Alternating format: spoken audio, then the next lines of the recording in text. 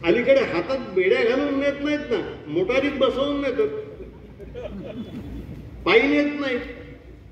ते जे आणले अमृतसरला, ते पायात बेड्या, हातात बेड्या, अपराध नाही.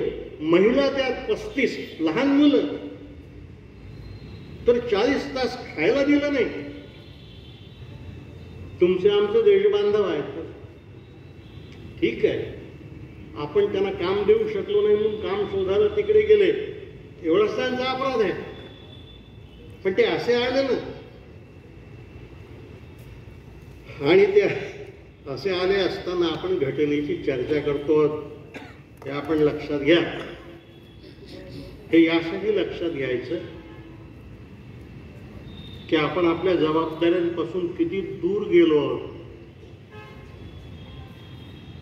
तनानं, मनानं, शरीरानं, जाऊ द्या, विचारांनी सुद्धा दूर गेलो. ते जे आणले ते आपले भाऊ आहेत, आपल्या बहिणी आहेत, हे आपल्याला कळलं पाहिजे. म्हणून आंबेडकर म्हणाले की सरकार आपलं आहे, या सरकारकडे आपल्या मागण्या अहिंसक पद्धतीनं आपण नेल्या पाहिजेत आणि या सरकारकडून त्या मागण्या पूर्ण करून घेतल्या पाहिजे. आणि शेवटी एक गोष्ट ते म्हणाले, पण हे व्हायचं असेल तर सगळ्यात महत्वाची गोष्ट ही की या देशातल्या माणसातला फरक संपला पाहिजे. धर्मातला फरक नको, जातीतला फरक नको, पंथातला फरक नको, माणूस म्हणून एक झालं पाहिजे.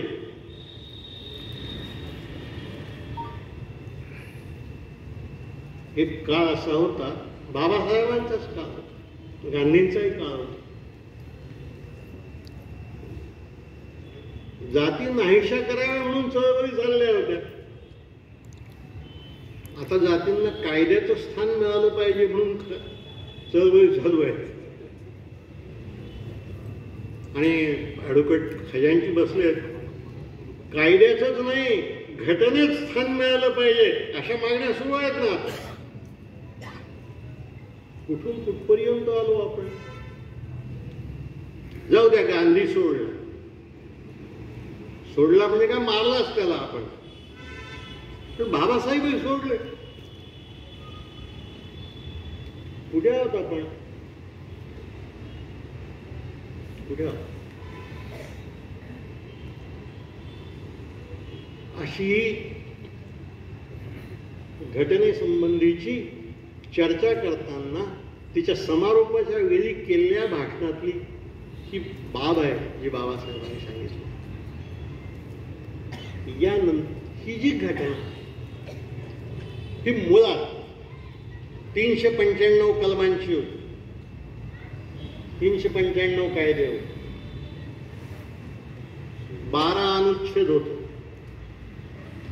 आता ती 412 कलमांची झाली आहे आणि 22 अनुच्छेद आले आहेत, त्या म्हणजे वाढली. पण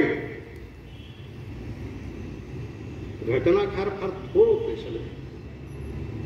आणि बाबासाहेबांनी आपल्या भाषणामध्ये असं म्हटलं आहे की माझ्यासोबत माझ्या समितीमध्ये जे लोक होते ते एकाहून एक विद्वान होते, त्यातले काही लोक तर माझ्यापेक्षा अधिक कायद्याचे जाणकार होते.